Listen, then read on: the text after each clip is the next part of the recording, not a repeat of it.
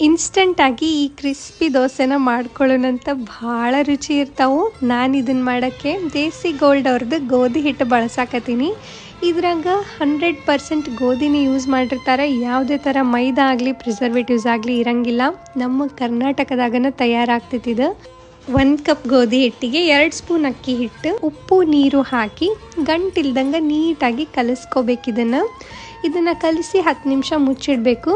ಕುಟ್ಟಿರೋ ಕಾಳು ಮೆಣಸು, ಬೆಳ್ಳುಳ್ಳಿ, ಚಿಲ್ಲಿ ಫ್ಲೇಕ್ಸು, ಕೊತ್ತಂಬರಿ, ಕರಿಬೇವು, ಇನ್ನೊಂದು ಸ್ವಲ್ಪ ನೀರು ಹಾಕ್ಕೊಂಡು ಹಿಟ್ಟನ್ನ ಈ ಹದಕ್ಕೆ ಕಲಿಸಿ ಇಟ್ಕೋಬೇಕು. ನಾವು ಕಾದಿರೋ ಹಂಚಿಗೆ ಒಂದು ಸ್ವಲ್ಪ ಎಣ್ಣೆ ಸವರಿ ಪೂರ್ತಿ ಹಂಚು ಕಾದ್ಮೇಲೆ ಈ ದೋಸೆನ ಹುಯ್ಕೋಬೇಕು.